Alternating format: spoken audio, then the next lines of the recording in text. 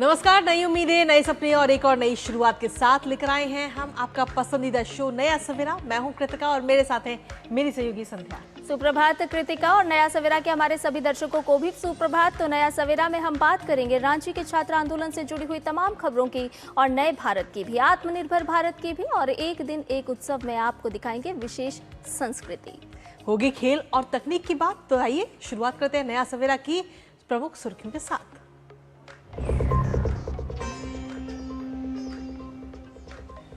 छात्र शक्ति के आगे झुकी झारखंड की सोरेन सरकार, सीबीआई जांच छोड़कर सभी मांगे पूरी करने की घोषणा।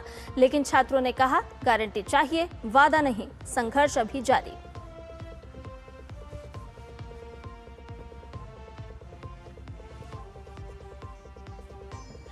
यूपी सरकार ने श्री राम मंदिर ट्रस्ट को सौंपी एसआईटी की फाइनल रिपोर्ट। चढ़ावा हेराफेरी के आरोपियों पर कार्रवाई का रास्ता अब होगा साफ।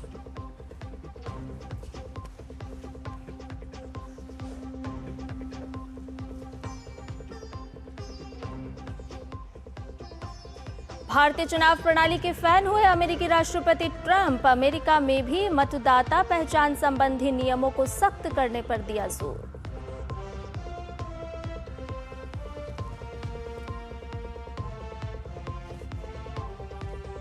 अंतर्राष्ट्रीय खबरों में अमेरिका ने ईरान के मुद्दे पर अब ओमान को दी बम से उड़ाने की धमकी। ईरान ने भी कहा सही समय पर और सटीक होगा सैन्य हमला।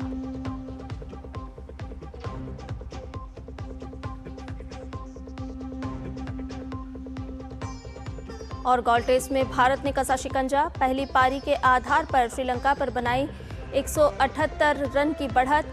आज बड़ी बढ़त के इरादे से उतरेगी टीम इंडिया।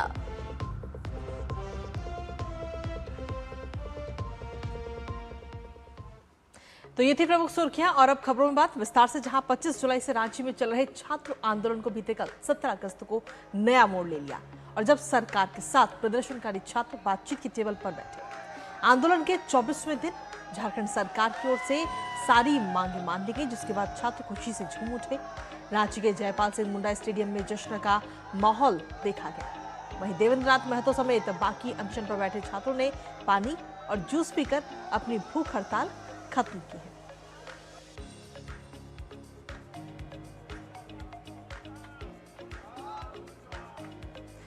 तो जयपाल सिंह मुंडा स्टेडियम की ये तस्वीरें हम आपको दिखा रहे हैं, जहां पर अनशन पर बैठे छात्रों ने पानी और जूस पीकर अपने अनशन को खत्म कर दिया है। जी हां, छात्रों और सरकार के बीच में जो मांगे लगातार छात्रों की तरफ से मांगी जा रही थी, उन मांगों पर अब सहमति जता दी गई है। और इसके साथ ही जो अन्य छात्र हैं, उन्होंने भी भूख हड़ताल इस समय खत्म कर दी है। लेकिन अभी भी अनशन खत्म हुआ है, संघर्ष अभी भी जारी, क्योंकि अभी भी एक ऐसी मांग है जिस पर सरकार अभी राजी नहीं हुई है, जिसको लेकर छात्रों का कहना है कि संघर्ष अभी भी जारी है।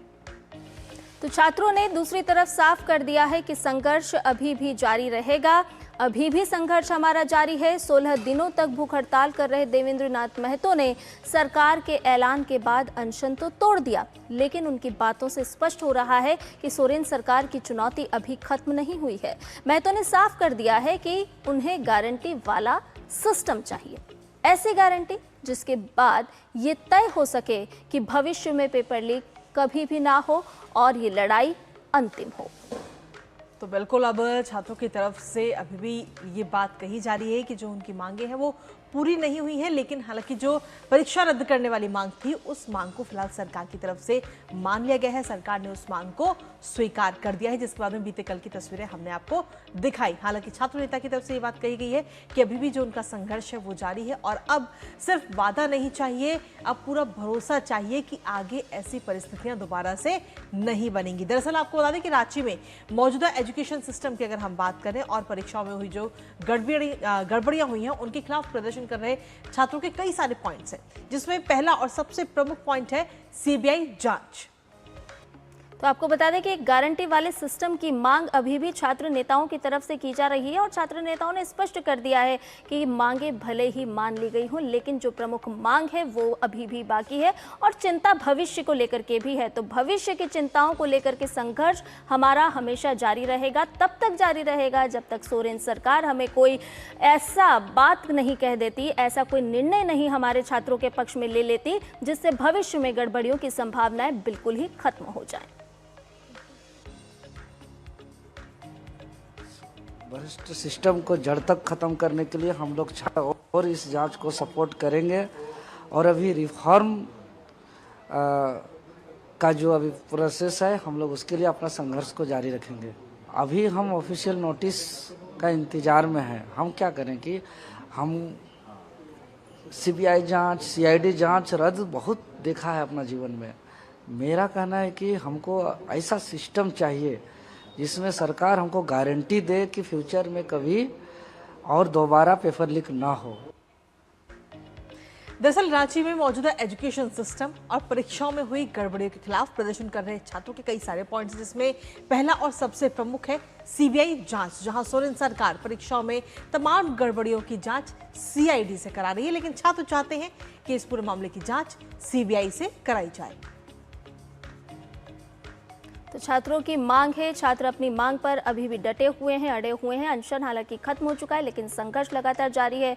और ये भी कहा गया है कि ये तो अभी पहला कदम है, यानी कि सरकार ने जिन बातों को माना है वो एक तरह से पहला कदम है। लड़ाई अभी भी अधूरी है। ये जो पूरा संघर्ष है, जो पूरी लड़ाई है, वो पूरी नहीं हुई है। और यही वजह है कि संघर्ष आगे भी जारी रखने की बात छात्र नेताओं की तरफ से कही जा रही है। आधी मांगे ही पूरी हुई है और ये मांगे हमारी पूरी करनी होंगी। जिन तमाम बातों को लेकर के, जिन मांगों को लेकर के हम प्रदर्शन कर रहे थे और आंदोलनरत थे। छात्र हित में जो फैसला माननीय मुख्यमंत्री जी लिए, इसके लिए जेपीएससी जेएसएससी रिफॉर्म्स मंच की ओर से हम तमाम छात्र माननीय मुख्यमंत्री जी को, झारखंड सरकार को बहुत बहुत धन्यवाद। जितनी भी एग्जाम आप लिए, जितनी भी एग्जाम आप जो सो रद्द किए हैं, हमारे जो सो डिमांड लेटर में जितनी भी एग्जाम है, आप सभी एग्जाम को जो रद्द करने का आश्वासन दिए हैं, उन तमाम एग्जाम में माननीय मुख्यमंत्री जी सीबीआई जांच करवा दीजिए। ये हम तमाम छात्रों का ये डिमांड है। पहला कदम है। अभी 11 to 13 हमारी मांग पे हम कायम हैं। जब तक 11 to 13 का फैसला नहीं होता, यह आंदोलन अभी हम लोग बैठेंगे, तय करेंगे। हमारी अभी मांगे पूरी नहीं हुई है। यह पहला कदम है, यह पहला जश्न है। अभी बाकी है, अभी हमारी लड़ाई अधूरी है, अभी और बाकी है। और जब तक हमारी सारी मांगे नहीं मानी जाती, जेपीएससी जेएसएससी रिफॉर्म्स कहीं नहीं जाने वाला। तो छात्रों की मांग पर बीते कल मुख्यमंत्री हेमंत सोरेन का भी बयान सामने आया। उन्होंने क्या कुछ कहा वो भी आपको बता दें। दरअसल स्टूडेंट आंदोलन के बीच में बीते कल मुख्यमंत्री हेमंत सोरेन ने घोषणा की कि टीडीपीएल के संचालन में हुई जेपीएससी 14, जेएसएससी सीजीएल की परीक्षाओं को रद्द किया जाएगा और जेपीएससी 11 से 13 की जांच भी की जाएगी। और इसके साथ ही इन परीक्षाओं के प्रकाशित रिजल्ट को भी रद्द करने का ऐलान मुख्यमंत्री की तरफ से किया गया। तो आंदोलन ने आखिरकार झुकाया है सोरेन सरकार को, उनकी मांगों को मानना पड़ा है। टीडीपीएल की जो नियुक्तियां हैं वो रद्द करने की बात अब मुख्यमंत्री की तरफ से स्पष्ट कर दी गई है। और मुख्यमंत्री ने ये भी स्पष्ट किया है कि टीडीपीएल के माध्यम से जिन भी अभ्यर्थियों का चयन हुआ है, उन सभी का चयन भी रद्द किया जाएगा। अब जब इसका ऑपरेशन हुआ ही है तो पूरे तरीके से इसका ऑपरेशन होनी चाहिए। जो हमें जानकारी सीजीएल को लेकर हम लोग के समक्ष बताया गया और उस तथ्यों को समझ बूझने के बाद आज कैबिनेट ने जेएसएससी सीजीएल को भी रद्द करने का निर्णय लिया। और वहीं इसके साथ ही इन परीक्षाओं के प्रकाशित रिजल्ट को भी रद्द करने का ऐलान किया गया है। जी हां, मुख्यमंत्री ने यह भी साफ किया कि टीडीपीएल के माध्यम से जिन अभ्यर्थियों का चयन हुआ है, उन सभी का चयन रद्द किया जाएगा। राज्य मंत्री दीपिका पांडे सिंह ने कहा कि सरकार हमेशा से झारखंड में शुरू हुए बड़े छात्र आंदोलन, खासकर सुधारों से जुड़े मुद्दों को लेकर संवेदनशील रही है। मुख्यमंत्री ने आंदोलन की गतिविधियों पर बारीकी से नजर रखी और राहुल गांधी ने भी लगातार छात्रों के हितों की बात की। आज हम आंदोलनकारियों का धन्यवाद करना चाहते हैं। आपने जो आंदोलन शांतिपूर्ण और रचनात्मक तरीके से राज्य और छात्र दोनों के हितों में चलाया, वो अब बहुत सम्मानजनक तरीके से समाप्त हो रहा है। इसके साथ ही सरकार आपकी सभी मांगों पर सहमत हो गई है और हम आपको भरोसा दिलाते हैं कि जांच निष्पक्ष होगी, किसी भी दोषी व्यक्ति को बख्शा नहीं जाएगा। आइए आपको सुनाते हैं। छात्र आंदोलन जिसकी शुरुआत झारखंड में हुई, जो विशेष करके रिफॉर्म्स को थी, उसको लेकर सरकार हमेशा संवेदनशील रही। आईएएस अमिताभ कौशल की अध्यक्षता में कमेटी फॉर्म करने की घोषणा कर दी है और सभी स्टेक होल्डर्स के साथ कंसल्टेशन के साथ झारखंड का जो रिफॉर्म्स यहाँ के छात्र तय करेंगे वो बनेगा और वो एक मॉडल होगा जिसको पूरा देश कॉपी करेगा। सीआईडी से समय सीमा हम लोगों ने तय किया 90 दिन में चार्जशीट फाइल करना और साथ ही साथ फास्ट ट्रैक कोर्ट से उसका अनुसंधान करना और निर्णय लेना, यह तय हुआ है।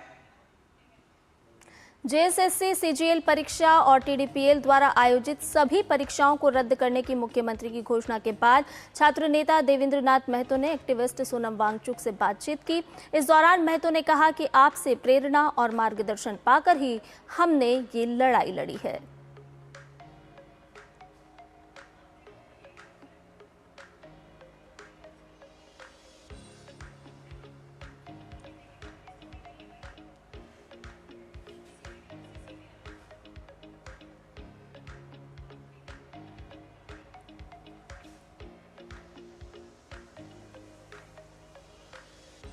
तो सरकार की तरफ से अभी फिलहाल एक मांग मानी गई है, यानी कि जो परीक्षाएं जो है वो उन्हें रद्द कर दिया गया। लेकिन वहीं दूसरी तरफ अगर हम देखें तो सीबीआई जांच की जो मांग है वो अभी भी जारी है छात्रों की तरफ से। तो कुल मिलाकर इस समय सीबीआई और सीआईडी जांच को लेकर ये रस्साकशी जारी है। जहां सरकार सीआईडी जांच पर अड़ी हुई है तो वहीं छात्र चाहते हैं कि गड़बड़ियों की जांच सीबीआई के द्वारा की जाए। तो आखिर दोनों जांच एजेंसियों में फर्क क्या है, एकदम आसान भाषा में वो भी आपको बता देते हैं। दरअसल सीआईडी की अगर हम बात करें तो वो राज्य पुलिस के अधीन होती है और सीबीआई जांच केंद्र प्रशासनिक नियंत्रण के अधीन आती है। तो मुख्यतः राज्य में ही जांच होती है सीआईडी के तहत, और सीबीआई की बात करें तो कानूनी अधिकार क्षेत्र में इसकी जांच की जाती है। और यही वजह है कि छात्रों की मांग है कि सीआईडी नहीं बल्कि सीबीआई के माध्यम से जांच होनी चाहिए। राज्य के गंभीर अपराधों की जांच सीआईडी करती है और सीबीआई की अगर बात करें तो गंभीर और विशेष मामलों की जांच सीबीआई के द्वारा की जाती है।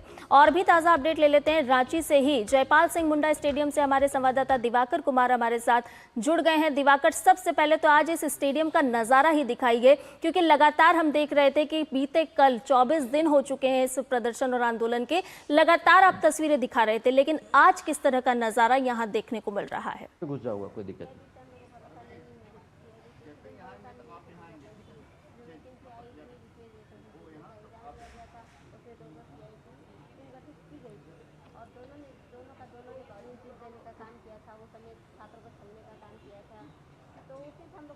दिवाकर, आवाज मिल पा रही है आपको? जी, मिल रही है आपकी आवाज। जी दिवाकर, हमारा सवाल ये है कि सबसे पहले तो एक बार वहां का नजारा दिखाई, क्योंकि पिछले 24 दिन से हम लगातार देख रहे थे कि छात्र अपनी मांगों को लेकर अड़े थे और अब स्वीकार ने उन मांगों को स्वीकार कर लिया है। हालांकि अभी कुछ मांगे हैं जिन पर अभी भी जो रस्साकशी कह सकते हैं कि वो अभी जारी है। दिवाकर, देखिए कृतिका, मैं तस्वीर भी आपको दिखाऊंगा, लेकिन चूंकि हमारे साथ अब तक इस छात्र आंदोलन को जो लीड कर रहे थे प्रतिनिधि जेपीएससी जेएसएससी रिफॉर्म मंच के पीयूष है, उधर राहुल है, तो तमाम लोगों से मैं आपकी बात करूंगा। इनका हड़ताल अभी तक चल रहा है, आप देखिए सविता इस तरीके से बैठी हुई है। फिलहाल तो ये आंदोलन चल रहा है, लेकिन सबसे पहले पीयूष से कि अब जो सरकार ने जिन बातों को माना है और उसके बाद जो इन लोगों ने कल रात में जश्न मनाया और उसके बाद किस तरीके से रात में पुलिस का दबाव इन लोगों के ऊपर पड़ा है, वो तमाम चीजें भी मैं आपसे इनसे सुनवाऊंगा। लेकिन पीयूष, किस तरीके से सरकार ने जो कुछ किया है, अब संतुष्ट है या अभी भी आंदोलन इसी तरीके से आपका जारी रहेगा? अभी हमारी सिर्फ आधी मांगे मानी गई है। जेएसएससी सीजीएल नोटिफिकेशन जब तक अधियाचना उसका वापस नहीं होता वो लॉलीपॉप होगा। 11 to 13 पे सरकार का क्या स्टैंड है हम जानना चाहते हैं।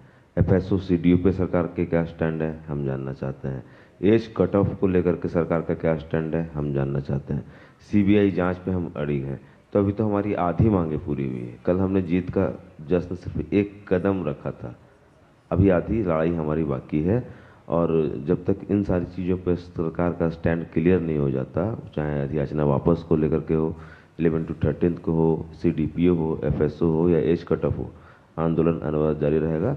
और हम लोग तो यह भी बोल रहे हैं कि जब न्यायिक देख रेख में सीआईडी की जांच हो सकती है तो 3 सिटिंग जज की बेंचेज न्यायिक देख रेख में सीबीआई की जाँच हो जाए। सीबीआई की जांच में सरकार को क्यों आपत्ति है? दूध का दूध पानी का पानी। जब ये सरकार की तरफ से कल मंत्रियों का जो समूह था वो भी कुछ लोग यहाँ पहुंचे थे, कुछ लोगों का आंदोलन जो अस्पताल में बैठे हुए थे उनको आंदोलन समाप्त कराया गया, तो फिर कैसे ये आंदोलन बढ़ेगा? अब तो लगता है दो फार हो गया आंदोलन में। नहीं, बिल्कुल दोपहर नहीं हुआ है। राहुल क्रांति का जबरदस्ती अनशन तोड़वाया गया है। हमारे जो अनशनकारी सविता और रुपेश यहाँ पे हैं, ये लोग अभी अनशन में हैं। और बिल्कुल स्पष्ट है ना, जेपीएससी जेएसएससी रिफॉर्म मंच में कोई दोपहर नहीं हुआ। हम एक हैं, एक ही रहेंगे, और जब तक हमारी सारी मांगे नहीं मान ली जाती, क्योंकि मांगे अभी वो सिर्फ एक भ्रम की स्थिति अभी भी है, एक छलावा है। अगर अधियाचना वापस नहीं होती है जैसे सीजल की, तो वो एक दिन में कोर्ट से खारिज हो जाएगा।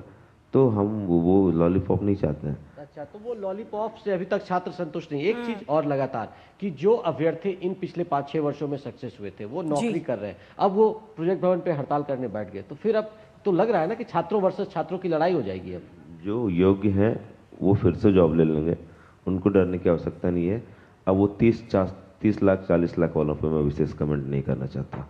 पीयूष, अब फिर आपसे बात करेंगे, लेकिन सविता की तस्वीर दिखाता हूँ। सविता 15वां दिन हो गया, भूख हड़ताल इनका चल रहा है इसी तरीके से। और कल जब रात में सरकार की ओर से जो फैसला आता है कि हम तमाम जो टीडीपीएल द्वारा ली गई है परीक्षाएं उनको हम रद्द करते हैं, तमाम चीज़ों के बाद आपने देखा कि किस तरीके से यहाँ पर जयपाल सिंह मुंडा स्टेडियम में दोनों चीज़ हुआ। दिवाली भी मनाई गई, होली भी मना, इसके बावजूद अभी भी हड़ताल जारी है। सविता, कैसे स्टैंड? आपके कुछ साथी ने तो भूख हड़ताल तोड़ दिया। सर, वो मेरी जो कुछ साथियाँ थी उनको ज़बरदस्ती भूख हड़ताल तोड़वाया गया था। हम लोग से बिना पूछे तोड़वाया गया था। हम लोग को पता नहीं था कि वहाँ जो डॉक्टर इरफान अंसारी और दीपिका पांडे जी वो सदर अस्पताल गए हैं और उनका अनशन तोड़वाया गया। और उसके बाद उसका अनशन तोड़वाने के बाद भी फिर यहाँ पे रात में 1 बजे यहाँ पे पहुँचते हैं और हम लोग का भी अनशन तोड़वाने का कोशिश करते हैं। तो मैंने एक ही सवाल उनसे पूछा कि जो 2023 का जो सीजीएल के समय भी सीआईडी जांच हुई थी, उसका रिपोर्ट क्या हुआ था? जब उस समय क्लीन चिट दे दिया गया था, तो अभी जो सीआईडी जांच कर रहे हैं उसमें क्लीन चिट क्यों नहीं दिया जा सकता? उसमें लिपापोती क्यों नहीं किया जा सकता है? तो हम आपकी सीआईडी टीम से क्यों भरोसा करेंगे? तो उसके पास कोई जवाब नहीं थी। कोई जवाब नहीं थी। तो आप समझ सकते हैं कि जो ये सीबीआई जांच की मांग है, इस पर ये अभी भी अडिग है। अब आंदोलन को कैसे 20 तारीख का स्टैंड क्या है सीएम आवास घेराव का? अभी हम लोग थोड़ा बैठ के दिन में विचार करना चाहते हैं। अभी उस पर हम लोगों को कोई फाइनल कॉल नहीं है, विचार करेंगे, उसके बाद उसके बारे में स्थिति स्पष्ट करेंगे। उसके बारे में स्टैंड तो देखिए आप तमाम। अब एक थोड़ी सी तस्वीर में आपको कृतिका यहाँ का दिखाता हूँ। विकास, आप थोड़े कैमरे के जरिए दिखाइए तस्वीर की किस तरीके से ये आंदोलन इसी तरीके से आगे बढ़ रहा है। और इस आंदोलन का जो कारवा है वो लगातार, जो हम कह सकते हैं, 25वें दिन में पहुंच गया है। और छात्रों की कुछ मांगे, जैसा कि पीयूष ने साफ कहा कि 50% मांगे इनकी मान ली गई है, तो ये जो मांगे मानी गई है तो वो लगातार अब आगे बढ़ रहा है। और लगातार ये आंदोलन का जो कारवा है, हम थोड़ा आपकी राहुल से भी बात कराते हैं कि किस तरीके से चीजें आगे बढ़ी है और ये आंदोलन आगे चलता गया है, और किस तरीके से अब आप लोग, चूंकि आपने स्टैंड और 18 तारीख का आपने एक अनाउंसमेंट किया था, आपने होली मनाई कल, बहुत अच्छी बात है, दिवाली भी मनाई, अच्छी बात है, लेकिन अभी भी कह रहे हैं कि मांगे नहीं मानी गई। लेकिन अब तो लग रहा है कि छात्र वर्ष छात्र भी कुछ ना कुछ हो जाए। नहीं, कल रद्द से रिलेटेड तो माननीय मुख्यमंत्री जी का एक साहसिक और ऐतिहासिक फैसला है। उन्होंने सारे एग्जाम को लगभग रद्द किए हैं और इसीलिए हम लोग एक आधी जीत जो हम लोग हुई उसका हम लोग तो खुशियां मनाई। लेकिन तब है कि ये जो रद्द किए हैं, ये एग्ज़ाम जो रद्द हुआ है वो तब जा कर के सार्थक होगा जब उसका जांच जो है सो अच्छी से होगी। और जांच जो है सो हम लोग सीबीआई का जांच मांग किए हैं। माननीय मुख्यमंत्री जी से यही अपील है कि सीबीआई का जांच कीजिए, और यकीन मानिए सीबीआई का जांच जब कीजिएगा तो आप जिस मकसद से एग्ज़ाम रद्द किए हैं वो मकसद जरूर पूरा होगा। रात में पुलिस वाले यहाँ पर पहुंचे थे, भारी संख्या में थी, क्या कुछ मैसेज लेकर आए थे वो? नहीं, प्रशासन से तो हमारी उस तरह कोई बात नहीं हुई, लेकिन माननीय मंत्री जी आए थे, शायद उन लोग के प्रोटेक्ट में, उन लोग के सुरक्षा में शायद प्रशासन यहाँ आई होगी। जी दिवाकर, क्या आज कोई बातचीत का कोई प्रस्ताव, क्योंकि कल तो आप लोगों की जो बातचीत होने वाली थी वो बातचीत कल नहीं हुई, क्या ऐसा कोई मैसेज है कि आज बातचीत होगी? क्योंकि 18 तक आपने अल्टीमेटम दिया और 20 तारीख को सीएम आवास का घेराव, कैसे इस आंदोलन को आगे बढ़ाएंगे? देखिए, आज हम लोग बैठेंगे, आंदोलन का स्वरूप थोड़ा और हम लोग देखेंगे कि आंदोलन का क्या स्वरूप है, क्योंकि कल बहुत बड़ा फैसला माननीय मुख्यमंत्री जी लिए हैं। हम लोग को एक लास्ट मांग है सीबीआई जांच जी, और हमें उम्मीद है कि माननीय मुख्यमंत्री जी वो भी पूरा करेंगे। कल मंत्रीगण आए थे हमारे भूख हड़ताल में, जो साथी है उनसे वार्ता किए, उन लोग अपील किए कि आप जो है सो भूख हड़ताल तोड़िए, अनशन तोड़िए, लेकिन हमारे साथी जो है सो तटस्थ है। देख रहे रही है। किस तरीके से ये आंदोलन जी। लगातार आगे बढ़ रहा है और जी, अभी दिवाकर। स्टैंड क्लियर है कि सरकार को सीबीआई की जांच की सिफारिश करनी होगी और बिल्कुल। उस पर ये अड़िग है। और बिल्कुल उसके बाद दिवाकर, आने छात्र वाले अपनी दिनों के लिए मांगों क्या पर इनकी अड़िग है और एक तरफ हम देख रहे हैं कि अनशन एक तरफ भले ही टूटा हो लेकिन दूसरी तरफ अनशन अभी भी जारी है। कुछ मांगे मानी गई, कुछ मांगे अभी भी अधूरी है और कहीं ना कहीं छात्रों में सरकार का जो रवैया रहा उसको लेकर के थोड़ा अविश्वास भी कहीं नजर आता है, क्योंकि छात्रों ने बहुत महत्वपूर्ण बात कही। उन्होंने कहा है कि जब तक नोटिफिकेशन नहीं आ जाता तब तक हम अपनी अगली रणनीति तय नहीं करेंगे, यानी कि नोटिफिकेशन का इंतजार अभी भी हो रहा है कि उसमें क्या कुछ कहा जाता है। बहुत बहुत धन्यवाद दिवाकर तमाम जानकारी हमसे साझा करने के लिए। और छात्रों के साथ साथ बीजेपी ने भी सीबीआई जांच की मांग दोहराई है। उन्होंने कहा कि टीजीपीएल के जरिए की गई भर्ती रद्द करना एक कदम है, लेकिन दोषियों पर कार्रवाई के लिए सीबीआई जांच जरूरी है। छात्रों का डिमांड रहा है कि सीबीआई जांच करा करके जो भी दोषी हैं उन पर कठिन से कठिन कार्रवाई हो, ताकि आने वाले दिनों में छात्रों के भविष्य के साथ कोई खिलवाड़ न कर सके।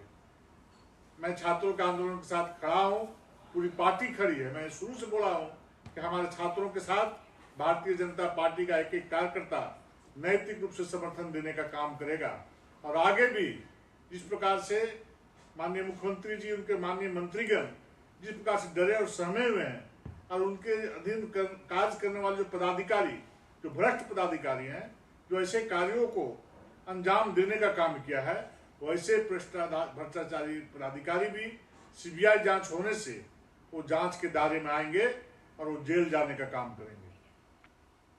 और इसी बीच नया सवेरा में वक्त एक छोटे से ब्रेक का है। आप बने रहिए हमारे साथ और देखते रहिए डीडी न्यूज। खाने में मेरी क्वीन के लिए क्या है? किंग मटर पनीर, किंग बैगन भरता, king veg pulao, king palak paneer kofta. ये सब किंग क्यों? क्योंकि ये सब बना है MDH किचन किंग से का बॉस। MDH किचन किंग, असली किचन किंग। MDH। जरा सोच के देखिए, आपके पास कुछ ऐसा है जो आपकी दुनिया बदल सकता है। जानते हैं क्या? आपका अपना सोना। सोना क्या नहीं कर सकता? सोना आपको अपने सपनों का घर दिला सकता है, आपके बच्चों का भविष्य बना सकता है। सोना आपकी हर इच्छा पूरी कर सकता है। तो भारत की सबसे बड़ी gold loan NBFC Muthoot finance से गोल्ड लोन लीजिए और फिर देखिए सोना क्या नहीं कर सकता।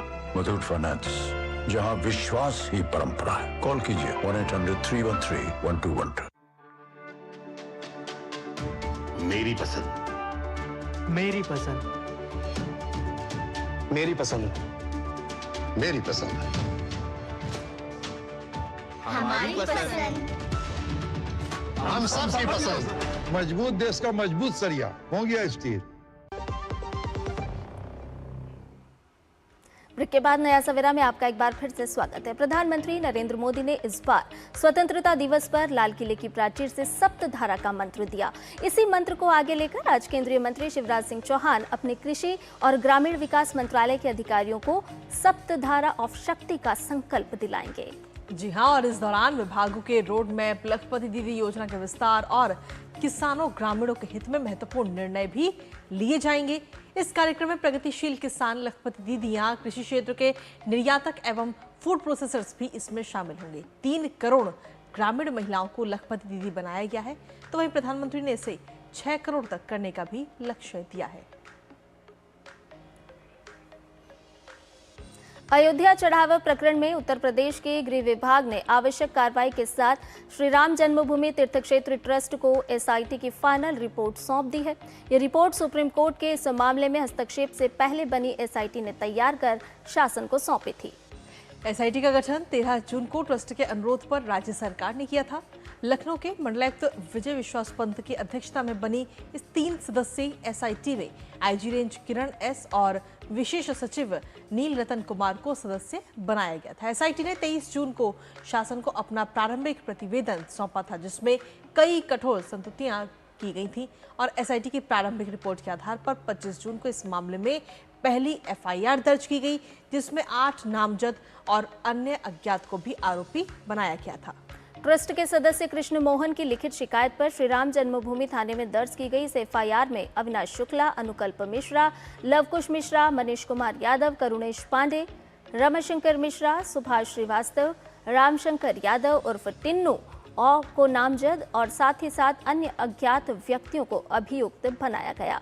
आरोपियों के खिलाफ धारा 305, 306, 316(5), 317(4), 317(5), 61(3)(5) BNS और 13(1)(a) PC एक्ट के तहत मामला दर्ज किया गया था। और आगे बढ़ते हुए बात अब उत्तराखंड की करते हैं, जहां ऋषिकेश में बीन नदी में मैक्स वाहन पलटने के बाद एसडीआरएफ ने बेहद चुनौतीपूर्ण परिस्थितियों में 2 लोगों की जान बचाई। सोमवार को तेज बहाव के बीच वाहन नदी में पलट गया था। सूचना मिलते ही एसडीआरएफ की टीमें वहां मौके पर पहुंची और अंधेरे और साथ ही उफनती नदी के बीच रेस्क्यू ऑपरेशन शुरू किया गया। रेस्क्यू के दौरान टीम ने पहले एक व्यक्ति को वाहन के पास से सुरक्षित बाहर निकाला और अस्पताल पहुंचाया। इसके बाद दूसरे व्यक्ति को वाहन के अंदर से सुरक्षित बाहर निकाल दिया गया। तेज बहाव, अंधेरा और बेहद मुश्किल परिस्थितियों के बावजूद एसडीआरएफ की टीम ने दोनों लोगों को सुरक्षित बचा लिया है, जैसा कि तस्वीरों में भी आप देख पा रहे हैं। तमाम चुनौतियां, लेकिन उन चुनौतियों से लड़ते हुए 2 लोगों को सुरक्षित यहां पर बचाया गया।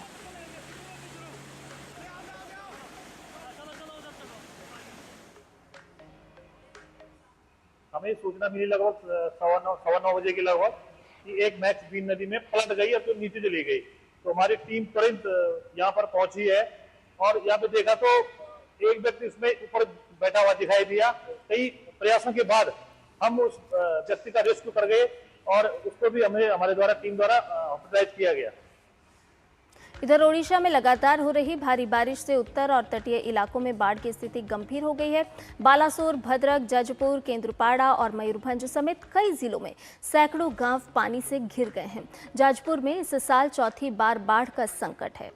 जी हां, आपको बता दें कि यहाँ पर 8 ब्लॉकों की पंचायतों के 242 गांव प्रभावित हैं और 1,68,000 से ज्यादा लोग बाढ़ की चपेट में हैं। करीब 46,500 लोगों को सुरक्षित स्थानों पर भी पहुंचाया गया। केंद्रपाड़ा में 130 से ज्यादा गांव प्रभावित हैं, जहां 80 नावें राहत और बचाव कार्य में जुटी हुई हैं। तो वहीं मयूरभंज की बात करें तो करीब 28,000 लोग प्रभावित हुए हैं और 26,771 लोगों को सुरक्षित निकाला गया है। राहत कार्यों के लिए एनडीआरएफ, ओडीआरएफ और फायर सर्विस की टीम लगातार तैनात हैं। मुख्यमंत्री मोहन चरण मांझी ने प्रभावित इलाकों का दौरा किया है और हालातों की समीक्षा भी की। ओडिशा में बाढ़ की स्थिति लगातार गंभीर नजर आ रही है। मुख्यमंत्री मोहन चरण मांझी ने सोमवार को जाजपुर और भद्रक के बाढ़ प्रभावित इलाकों का नाव से भी दौरा किया।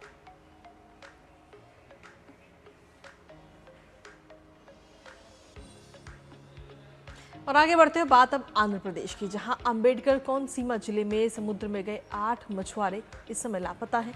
3 अगस्त को ओढालारेवू से मछली पकड़ने निकली उनकी नाव 13 अगस्त तक वापस लौटनी थी, लेकिन अब तक न नाव लौटी है और न ही मछुआरों से कोई संपर्क हो पाया है। नाव में लगे मोबाइल फोन और जीपीएस सिस्टम के भी काम नहीं करने की जानकारी मिली है। फिलहाल मामला सामने आने के बाद जिला प्रशासन ने भारतीय तटरक्षक बल से मदद मांगी है। शुरुआती जानकारी के अनुसार नाव विशाखापत्तनम से पारादीप के बीच के तटीय क्षेत्र में हो सकती है। मछुआरों की तलाश के लिए सर्च और रेस्क्यू ऑपरेशन भी शुरू किया जा रहा है। आइए आगे बढ़ते हैं। असम में सोमवार से जनगणना 2027 के लिए घर घर जाकर गणना की प्रक्रिया शुरू हो गई है। जनगणना कर्मी विभिन्न इलाकों में पहुंच रहे हैं और परिवारों से आवश्यक जानकारी जुटाई जा रही है। ये जो पूरी प्रक्रिया है, ये देश की पहली पूरी तरह डिजिटल जनगणना 2027 की तैयारियों का ही अहम हिस्सा है। कामरूप जिले में जनगणना कर्मी कमलपुर विधानसभा क्षेत्र के रुद्रेश्वर ग्राम पंचायत के अंतर्गत बिहलांगन गांव पहुंचे। अधिकारियों और कर्मचारियों ने घर घर जाकर निवासियों से जनगणना के लिए आवश्यक जानकारी इकट्ठा करी और इसके साथ ही डिब्रूगढ़ में भी स्वयं जानकारी भरने के बाद जो पूरा चरण है वो पूरा होने के बाद में घर घर जाकर गणना की प्रक्रिया शुरू कर दी गई है। कर्मचारी निर्धारित प्रक्रिया के तहत परिवारों से जानकारी लेकर उसे डिजिटल जनगणना प्रणाली में दर्ज कर रहे हैं। जनगणना 2027 के तहत डिजिटल तकनीक के इस्तेमाल से आंकड़ों के संग्रह और प्रबंधन को ज्यादा सुव्यवस्थित बनाने पर जोर दिया जा रहा है। घर घर जाकर जानकारी जुटाने की प्रक्रिया के दौरान जनगणना कर्मी परिवारों से आवश्यक विवरण प्राप्त कर रहे हैं ताकि देश की आबादी और आवास से जुड़े आंकड़ों का व्यापक डेटाबेस तैयार किया जा सके। और वहीं रोजगार के मोर्चे पर जुलाई महीने के आंकड़े राहत देने वाले हैं। आपको बता दें कि श्रम बल सर्वेक्षण यानी PLFS के मुताबिक जुलाई 2026 में देश की श्रम बल सहभागिता दर बढ़कर 55.4% हो गई है, जो जून में 54.4% थी। ग्रामीण क्षेत्रों में भी LFPR बढ़कर 58% पहुंच गई, जबकि महिला श्रम बल सहभागिता दर में भी उल्लेखनीय सुधार हुआ है और ये 34.4% रही। वहीं श्रमिक जनसंख्या अनुपात बढ़कर 52.5% हो गया। खास तौर पर ग्रामीण महिला WPR में 2.5% अंकों की बढ़ोतरी दर्ज की गई है। सबसे बड़ी राहत बेरोजगारी के मोर्चे पर नजर आई है। जुलाई में देश की कुल बेरोजगारी दर घटकर 5.1% रह गई, जो जून में 5.5% थी। ग्रामीण बेरोजगारी दर भी घटकर 4.5% रही। यानी जुलाई के आंकड़े रोजगार में बढ़ोतरी, महिला भागीदारी में सुधार और बेरोजगारी दर में गिरावट की तस्वीर पेश कर रहे हैं। राजधानी दिल्ली में ब्रिक्स देशों के पर्यावरण मंत्रियों की 12वीं बैठक आज होगी। इससे पहले 17 अगस्त को पर्यावरण कार्य समूह और जलवायु परिवर्तन और टिकाऊ विकास पर संपर्क समूह के वरिष्ठ अधिकारियों की बैठक हुई थी। ये कार्यक्रम भारत की ब्रिक्स अध्यक्षता 2026 की मुख्य थीम सुदृढ़शीलता, नवाचार, सहयोग और सतत विकास के अंतर्गत आयोजित किया जाएगा। इसके साथ ही आपको बता दें कि मंत्रालय ने यह भी कहा कि ये बैठक सार्थक चर्चाओं में शामिल होने, आम सहमति बनाने और पर्यावरण सहयोग को मजबूत करने का मंच है। मंत्रालय के अनुसार भारत ने ब्रिक्स पर्यावरण कार्य समूह के लिए प्राथमिकता वाले 4 क्षेत्रों की पहचान की है। इसमें सतत जीवन शैली को बढ़ावा देना, वन रोपण, दावानल और आपदा प्रबंधन, चक्रीय अर्थव्यवस्था और अनुकूलन शामिल है।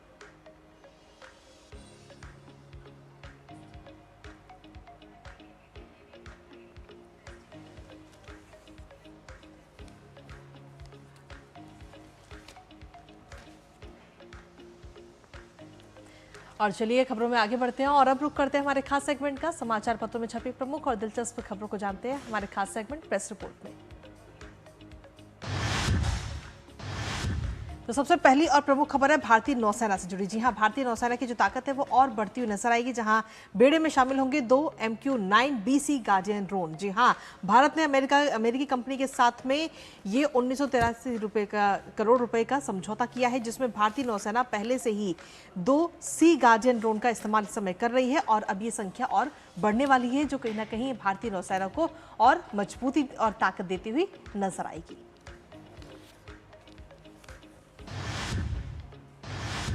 अगली खबर है फील्ड में तैनात अधिकारियों से जुड़ी हुई। आपको बता दें कि आधार बेस्ड फेस रिकॉग्निशन अटेंडेंस की तैयारी की जा रही है और लोकेशन भी इसके माध्यम से ट्रैक की जाएगी। फील्ड में तैनात जो अफसर रहते हैं उनकी मोबाइल से ही अटेंडेंस लगेगी। दिल्ली सरकार के अधिकारियों और कर्मचारियों के लिए ये प्रावधान किया जा रहा है, जहां अटेंडेंस सिस्टम में बड़े बदलाव देखने को मिल सकते हैं। आपको बताएं कि खासकर फील्ड में जो लोग ड्यूटी करते हैं, ऐसे अधिकारियों की हाजिरी के लिए आधार इनेबल्ड फेस रिकॉग्निशन के लिए सिस्टम लागू करने की तैयारी पूरी तरह से की जा रही है और इसके तहत मोबाइल आधारित जो बायोमेट्रिक होता है उससे अटेंडेंस सिस्टम को फेस रिकॉग्निशन एप्लीकेशन और इसके साथ साथ रियल टाइम जियो लोकेशन से जोड़ने का प्रस्ताव भी सामने आया है। सीसीटीवी की निगरानी में भी बायोमेट्रिक मशीनें रहेंगी ताकि उसके साथ कोई भी किसी तरह की कोई छेड़छाड़ ना कर पाए। तो आईटी विभाग को फिजिबिलिटी रिपोर्ट तैयार करने को कहा गया है। जब ये रिपोर्ट तैयार हो जाएगी तो हम देखेंगे कि किस तरह से जो अफसर हैं, जो अधिकारी हैं, वो फील्ड में जो मौजूद रहते हैं वो अपनी अटेंडेंस लगा पाएंगे। और अगली खबर का रुख करते जो है ई कॉमर्स और लॉजिस्टिक्स से जुड़ी हुई। जी हाँ, इस बार ई कॉमर्स और लॉजिस्टिक्स जो है वो आगे रहने की उम्मीद है। त्योहारी सीजन में जो गिग इकोनॉमी है उससे कहीं ना कहीं 2.7 लाख नौकरियां पैदा होंगी। दरअसल आपको बता दें कि जो त्योहारी सत्र है उसमें अस्थायी कर्मचारी गिग कर्मियों की मांग जो है वो 2.5 से 2.7 लाख नौकरियां पैदा होने की उम्मीद इस वक्त की जा रही है, क्योंकि त्योहारी सत्र में नियुक्तियों को मजबूती मिलेगी। वेतन वृद्धि में भी काफ़ी उम्मीदें इस वक्त की जा रही है और खासतौर पर अगर हम देखें तो मेट्रो सिटी में प्रतिभा की काफ़ी कमी है, तो ऐसे में सीधे तौर पर गिग भर्तियों में मुनाफा होगा। और साथ ही जिसमें ई कॉमर्स है, लॉजिस्टिक्स है, क्विक कॉमर्स है, संगठित खुदरा और इसके साथ ही बैंकिंग, वित्तीय सेवाएं और बीमा क्षेत्र भी सबसे आगे रहने की इस बार उम्मीद जताई गई है। साथ ही ई कॉमर्स जैसे क्षेत्रों में काम करने वाले जो अस्थायी कर्मियां हैं, जिन्हें हम गिग कहते हैं, उनके कहीं ना कहीं नौकरियां काफ़ी ज़्यादा उनके लिए पैदा होने की उम्मीद इस समय जताई गई है। अगली खबर आपको बताते हैं कि कैसे संकटों से पार पाके समृद्धि की राह खोजी गई है। जी हां, ये स्टोरी बता रही है कि संकट देख रेगिस्तान में उगा दी समृद्धि की फसल और मंगोलिया में अब सम्मान भी मिलने जा रहा है। चरागाह, तालाब और कुओं को बचाने के लिए सुमेर सिंह नामक जो व्यक्ति हैं वो लगातार मुहिम चला रहे हैं। इस काम में लगातार अपना योगदान दे रहे हैं, न केवल खुद बल्कि और भी लोगों को वो इस प्रयास में जोड़ रहे हैं और उनके प्रयास से 10,000 हेक्टेयर से अधिक क्षेत्र में हरियाली भी छाई है। हम सभी जानते हैं कि राजस्थान जिसे सूखे के नाम से जाना जाता है, लेकिन अब राजस्थान वैसा नहीं है। रेगिस्तान में जहां इंसानों के लिए जीवन आसान नहीं, वहीं पशुओं के लिए चारा जुटाना उससे भी बड़ी चुनौती माना जाता था, लेकिन इस चुनौती को पार पाया गया और दूर दूर तक फैले रेत के टीलों के बीच जब चरागाह सिकुड़ने लगे तो ऊंट और भेड़ पालन पर निर्भर परिवारों की मुश्किलें और भी बढ़ी। लेकिन मुश्किलों से पार पाना है, मुश्किलों को जान के वहीं ठहरना नहीं है, रुकना नहीं है। ये स्टोरी यही बता रही है। आपको बता दें कि 50,000 से ज्यादा पशुओं के लिए चारे का संकट हो गया था, जिसे दूर किया गया और अब पशुपालक आर्थिक रूप से समृद्ध हुए हैं और 800 गांव ऐसे हैं जहां 3,000 किलोमीटर से ज्यादा की पदयात्रा की सुमेर ने और बचाव अभियान चलाने के लिए वो लगातार सक्रिय रहे। और इसके साथ साथ आंकड़े और जानिए, 10,000 से ज्यादा लोग उनके साथ जुड़े, उनकी टीम में शामिल हुए और चरागाह, जल स्रोत और तालाबों को बचाने में वो लगातार जुटे रहे और ये जो उनका प्रयास था वो कहीं ना कहीं अब कारगर होता हुआ भी नजर आया, जिसको लेकर के मंगोलिया में अब उन्हें सम्मान मिलेगा। और जो अगली महत्वपूर्ण खबर है वो है आपकी हेल्थ से जुड़ी। जी हाँ, अगर आप भी मोबाइल का बेइंतहा इस्तेमाल करते हैं तो वो कहीं ना कहीं आपके लिए खतरे की घंटी है। दरअसल बेंगलुरु की जो राष्ट्रीय मानसिक स्वास्थ्य और स्नायु विज्ञान संस्थान है उसकी स्टडी में ये दावा किया गया है कि अगर आप मोबाइल को ज़्यादा देखते हैं तो इससे माइग्रेन का खतरा बढ़ रहा है और जीवन की जो गुणवत्ता है वो भी इससे कहीं ना कहीं प्रभावित हो रही है। मोबाइल की रोशनी आपकी आंखों के लिए खतरनाक है, आपके दिमाग के लिए खतरनाक है, जो आपका मानसिक स्वास्थ्य है उसके लिए बेहद खतरनाक बताई गई है। तो ऐसे में बचाव के तरीके ये हैं कि हर 20 मिनट में 20 सेकंड के लिए करीब 20 फीट दूर से मोबाइल को आप देखें, मोबाइल आंखों के पास बिल्कुल भी ना रखें और साथ ही गर्दन और जो सिर है उसके पास रखें। कंप्यूटर स्क्रीन आंखों के स्तर पर थोड़ा सा नीचे हो। पर्याप्त नींद बहुत जरूरी है। समय पर भोजन और पानी माइग्रेन को मैनेज करने में काफी मदद करते हैं। तो अगर आप भी मोबाइल का बेइंतहा इस्तेमाल करते हैं, उसकी रोशनी आपकी आंखों को काफी नुकसान पहुंचाती है और आपको माइग्रेन का खतरा हो सकता है। तो ऐसे में बहुत ज्यादा जरूरी है कि आप अपनी सेहत का ध्यान जरूर रखें। तो ये थी आज की प्रमुख खबरें जिन्हें समाचार पत्रों में खास तौर पर आज प्रकाशित किया गया है। और फिलहाल रुक रहे एक छोटे से ब्रेक के लिए, जल्द हाजिर होंगे।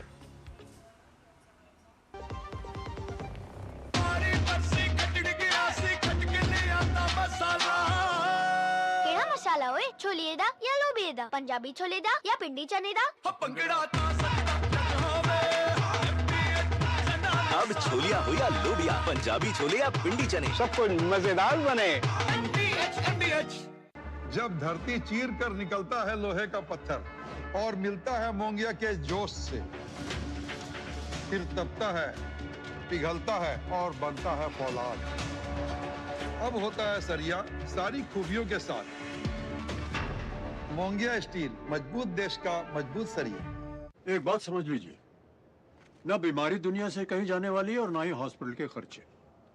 बस आपको ये सोचना होगा कि हॉस्पिटल का बिल कौन भरेगा, आप या आपकी इंश्योरेंस पॉलिसी। आज ही पॉलिसी बाजार से हेल्थ इंश्योरेंस लीजिए। पॉलिसी बाजार पे 1 करोड़ का हेल्थ इंश्योरेंस सिर्फ 550 रुपए हर महीने से शुरू होता है। और ब्रेक के बाद एक बार फिर से स्वागत आप सभी का नया सवेरा में। आगे बढ़ते हुए अब देख लेते हैं दुनिया भर की कुछ खास और अहम खबरें। अमेरिका के राष्ट्रपति डोनाल्ड ट्रंप ने भारत की चुनावी प्रणाली की जमकर प्रशंसा की है, तारीफ की है। डोनाल्ड ट्रंप ने भारतीय चुनाव की तरह अमेरिका में भी सख्त नियम लागू करने की मांग उठाई है। जी हाँ, आपको बता दें कि अमेरिकी राष्ट्रपति डोनाल्ड ट्रंप ने कहा कि भारत में 64 करोड़ 60 लाख मतदाताओं ने वैध पहचान पत्र के साथ मतदान किया, जो एक बड़ी उपलब्धि है। डोनाल्ड ट्रंप ने भारत के मुख्य चुनाव आयुक्त ज्ञानेश कुमार के उस बयान का भी जिक्र किया जिसमें उन्होंने बिना फोटो आईडी के चुनाव होने पर हैरानी जताई थी। व्हाइट हाउस ने भी चुनाव प्रक्रिया और सुरक्षा के मामले में भारत को अमेरिका से आगे बताया है। व्हाइट हाउस के मुताबिक भारत अपने मतदाताओं की पहचान को सीधे बायोमेट्रिक डेटाबेस से जोड़ता है। अब आखिर क्या है अमेरिका सेव एक्ट? ये आपको बताते हैं। अमेरिका का नया प्रस्तावित कानून है और इसीलिए इसे कहा जा रहा है सेव एक्ट। वोटिंग के लिए नागरिकता का सबूत इसके माध्यम से जरूरी माना गया है, लेकिन जन्म प्रमाण पत्र या फिर जो पासपोर्ट है उसे दिखाना अनिवार्य माना गया है। तो नया प्रस्तावित कानून है अमेरिका सेव एक्ट और इसके तहत वोटिंग के लिए नागरिकता का सबूत आपके पास होना बहुत ज़रूरी माना गया है। गैर नागरिकों को वोटिंग से रोकना इसका मुख्य मकसद है, यानी कि जो नागरिक हैं, जो पात्र हैं, वो ही मतदान कर सकें। जन्म प्रमाण पत्र या पासपोर्ट, इसको नागरिकता को आपको प्रदर्शित करने के लिए रखा गया है, यानी कि अगर आपके पास है तो माना जाएगा कि आप नागरिक हैं और आप वोट करने के लिए पात्र हैं। और इसके साथ ही गैर नागरिकों को वोटिंग से रोकना इस एक्ट का मुख्य मकसद है, जहां ट्रंप और रिपब्लिकन पार्टी पूरा समर्थन इसका कर रही है। निचले सदन से फरवरी में इसे पास किया गया था, जिसके बाद डेमोक्रेटिक पार्टी हालांकि इसका कड़ा विरोध कर रही है। डेमोक्रेट्स का दरअसल कहना है कि योग्य अमेरिकियों का हक इस एक्ट से छिन जाएगा। फिलहाल सीनेट से ये बिल अभी पास नहीं हुआ है।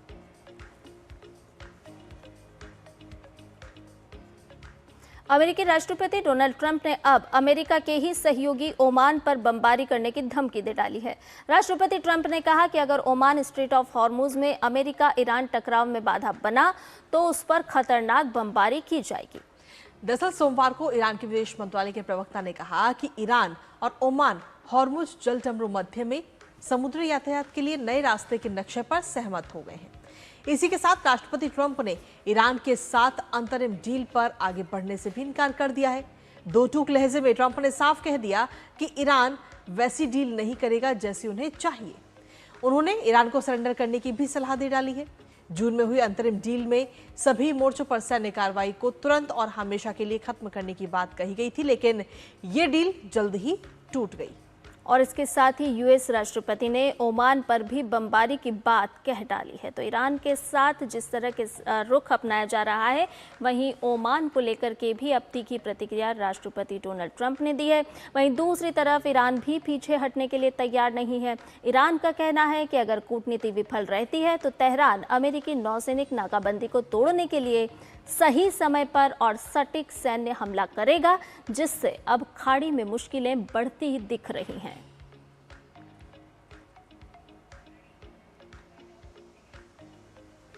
और चलिए खबरों में आगे बढ़ते हैं। जाम्बिया के राष्ट्रपति हाकाइंडे हिचलेमा ने राष्ट्रपति चुनाव में करीब 60% वोट हासिल करके दूसरे कार्यकाल में अपनी जीत हासिल कर ली है।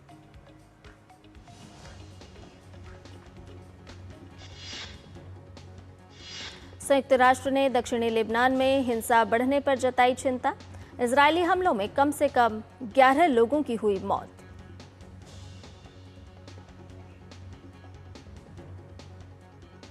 कोलंबिया में 7.4 तीव्रता के भूकंप से 30 ट्रिलियन पैसे यानी करीब 9.58 अरब डॉलर के नुकसान का अनुमान।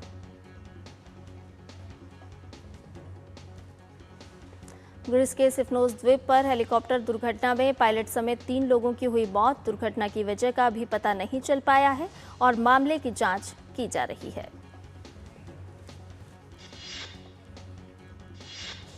वर्ल्ड वॉच के बाद अब हमारा खास सेगमेंट मनी मंत्रा की ओर रुख करते हैं, जहां मनी मंत्र में आज हम बात करेंगे रियल एस्टेट में निवेश की, वो भी कम पूंजी में। तो आपको बता दें कि इसके लिए आपको क्या करना होगा। इसके लिए आपको रेट यानी कि REIT, जो कि एक बेहतर विकल्प आपके लिए हो सकता है, क्योंकि रेट के जरिए कम पूंजी में भी रियल एस्टेट में निवेश किया जा सकता है। डिविडेंड से नियमित आय आपको मिल सकती है। तो डिविडेंड से किस तरह से नियमित आय के आप स्रोत खोल सकते हैं, पूंजी बढ़ने की यहाँ पर संभावनाएं नजर आती हैं। अगर आप निवेश करते हैं तो इससे आपको कैसे लाभ मिलता है, तो शेयरों जैसी जो आसान खरीद बिक्री है आप ये कर सकते हैं रेट के माध्यम से। पोर्टफोलियो में विविधता आपको मिलती है और आपके लिए जो है चयन करने के लिए कई सारे प्लेटफॉर्म होते हैं, कई सारे ऑप्शंस खास तौर पर होते हैं। प्रोफेशनल मैनेजमेंट का लाभ भी आपको मिल सकता है। तो कहीं ना कहीं फायदे का सौदा इसे कह सकते हैं, लेकिन आपको सूझबूझ के साथ करना होगा निवेश।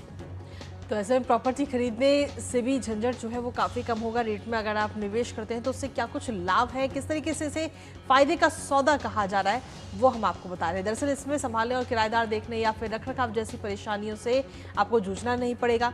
यानी कि कम पूंजी, संभावित नियमित आय, पूंजी वृद्धि और कम झंझट। रियल एस्टेट में निवेश का एक सुविधाजनक तरीका हो सकता है।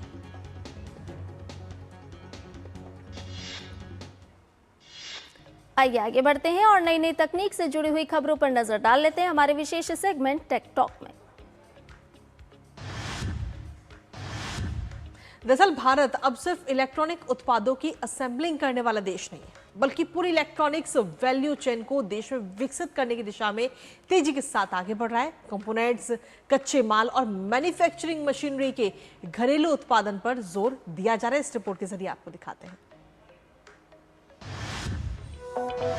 भारत की इलेक्ट्रॉनिक्स क्रांति अब एक नए पड़ाव पर पहुंच रही है। लक्ष्य सिर्फ तैयार उत्पाद बनाना नहीं, बल्कि उन उत्पादों के पीछे की पूरी सप्लाई चेन को भारत में तैयार करना है। इलेक्ट्रॉनिक्स कंपोनेंट मैन्युफैक्चरिंग स्कीम के तहत सरकार घरेलू उत्पादन को बढ़ावा देकर आयात पर निर्भरता कम करने की दिशा में आगे बढ़ रही है।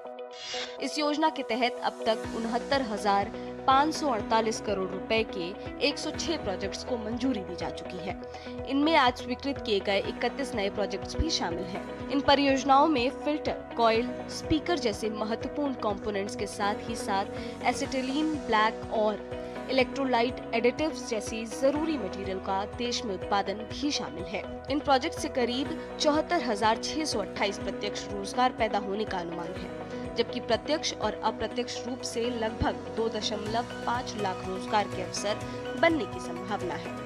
सबसे अच्छी बात है कि इलेक्ट्रॉनिक्स कंपोनेंट मैन्युफैक्चरिंग स्कीम में बहुत तेजी से इंडस्ट्री ने अपना इन्वेस्टमेंट लगाकर 38 प्रोजेक्ट्स में मैन्युफैक्चरिंग ऑलरेडी चालू कर दी है और 16 प्रोजेक्ट्स अभी अंडर कंस्ट्रक्शन अभी चल रहे हैं। सरकार के मुताबिक ये प्रोजेक्ट सिर्फ निवेश के आंकड़े नहीं, बल्कि भारत के मैन्युफैक्चरिंग सेक्टर में हो रहे बदलाव की तस्वीरें हैं। 106 स्वीकृत परियोजनाओं में 38 में उत्पादन शुरू हो चुका है, जबकि 16 परियोजनाएं तेजी से जमीन पर उतर रही हैं। इन परियोजनाओं के करीब 5.34 लाख करोड़ रुपए के उत्पादन का अनुमान है। Production has increased 7x, exports have increased 11x. So this doesn't happen by just announcing schemes and cutting ribbons. It happens that a lot probably goes behind the team that envisions this and the leadership that Ashwini ji has given to ensure that it's visible on the ground and it's taken off. आत्मनिर्भर भारत के vision के साथ लक्ष्य साफ है, make in India को नई गति देना और भारत को वैश्विक इलेक्ट्रॉनिक्स मैन्युफैक्चरिंग के केंद्र के रूप में स्थापित करना। उर्वशी खोना की रिपोर्ट, डीडी न्यूज। और अब बात करते हैं एक दिन एक उत्सव की।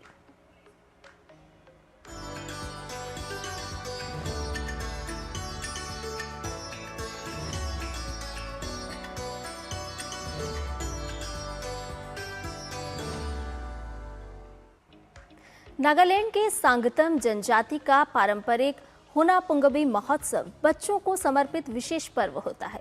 यह उत्सव बच्चों को आशीर्वाद देने के साथ साथ उन्हें अपनी संस्कृति, परंपराओं और सामुदायिक मूल्यों से जोड़ने का संदेश भी देता है। कैसे, देखिए इस रिपोर्ट के जरिए। सांगतम जनजाति का हुनापुंगबी महोत्सव हर वर्ष अगस्त के दूसरे सप्ताह में मनाया जाता है। नागालैंड सरकार ने 18 अगस्त को इसकी आधिकारिक तिथि निर्धारित की है।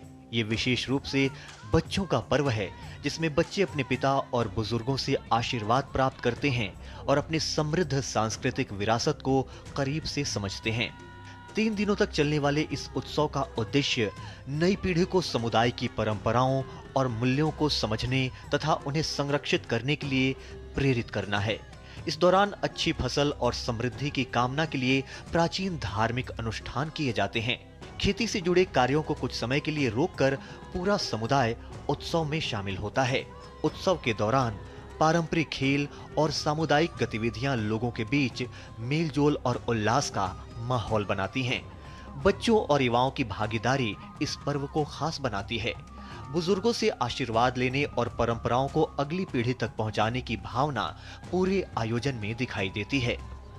हुनापुंगबी महोत्सव केवल उत्सव नहीं, बल्कि सांगतम जनजाति की सांस्कृतिक विरासत, पारिवारिक संस्कार और सामुदायिक एकता को मजबूत करने का अवसर है।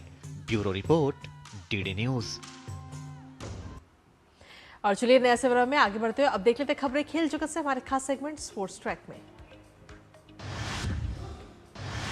तो विश्व बैडमिंटन चैंपियनशिप में आज चौथी वरीयता प्राप्त लक्ष्य सेन अपने अभियान की शुरुआत करेंगे। लक्ष्य का सामना ऑस्ट्रिया के कोलिंस वैलेंटाइन फिलिमोन से होगा। 2021 विश्व चैंपियनशिप में कांस्य पदक जीत चुके लक्ष्य की नजर एक बार फिर पोडियम पर जगह बनाने पर होगी। इससे पहले प्रतियोगिता के पहले दिन पुरुष एकल वर्ग में भारत के आयुष शेट्टी ने बड़ा उलटफेर करते हुए शानदार जीत के साथ अपने अभियान की शुरुआत की। 21 वर्षीय आयुष शेट्टी ने मौजूदा विश्व चैंपियन और दुनिया के नंबर 1 खिलाड़ी शी यूकी को 21-14, 13-21, 21-19 से हराकर अगले दौर में प्रवेश किया। वहीं 2 बार के ओलंपिक पदक विजेता पीवी सिंधु ने आसान जीत के साथ अपने अभियान का आगाज किया है। प्रतियोगिता के अपने पहले मैच में सिंधु ने आयरलैंड की 141वीं रैंकिंग वाली सोफिया नोबेल को 21-7, 21-11 के अंतर से हरा दिया। ओलंपिक रजत पदक विजेता चीन को बराबरी पर रोकने के बाद आत्मविश्वास से भरी भारतीय महिला हॉकी टीम आज विश्व कप के अपने दूसरे मुकाबले में दक्षिण अफ्रीका के विरुद्ध उतरेगी। भारत की नजर पूल डी में शीर्ष 2 में जगह मजबूत करने पर होगी। टीम इंडिया गोल्ड टेस्ट में श्रीलंका के खिलाफ मजबूत स्थिति में है। टीम ने पहली पारी में 178 रन की बढ़त हासिल की है। आज मैच का चौथा दिन है। भारत अपनी दूसरी पारी की शुरुआत करने मैदान पर उतरेगा। इससे पहले तीसरे दिन श्रीलंका की टीम पहली पारी में 284 रन बनाकर आउट हो गई। भारतीय स्पिनर रविंद्र जडेजा ने टेस्ट में अपने 350 विकेट पूरे कर लिए हैं। जडेजा टेस्ट में 4000 रन और 350 विकेट पूरे करने वाले दुनिया के चौथे खिलाड़ी बने हैं। वो ऐसा करने वाले कपिल देव के बाद सिर्फ दूसरे भारतीय हैं। आइए आगे बढ़ते हैं और ग्राफिक के जरिए अब आपको बताते हैं अलग अलग राज्यों का अधिकतम और न्यूनतम तापमान।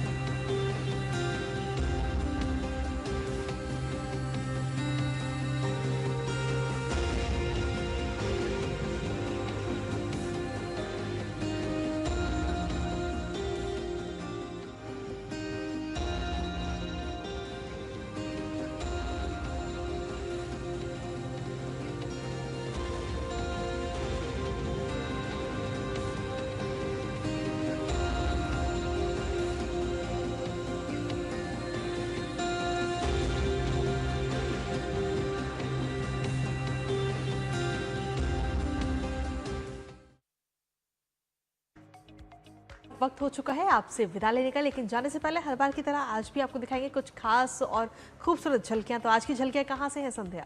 आज की झलकियां हम आपके लिए खास तौर पर लेकर के आए हैं चीन के लाओजुन माउंटेन से जुड़ी हुई। जी हाँ, सूर्यास्त का जो ये अद्भुत नज़ारा है ना, इसका आप आनंद लीजिए। रंगों में नहाए हुए बादल, नारंगी आसमान और जहां तक भी आपकी नज़र पहुंचे वहां तक प्राकृतिक सुंदरता ही सुंदरता। तो आप इन सुंदर सुंदर दिलकश नज़ारों का आनंद लीजिए। मुझे, मेरी सहयोगी कृतिका और हमारी नया सवेरा की पूरी टीम को दीजिए इजाजत। नमस्कार।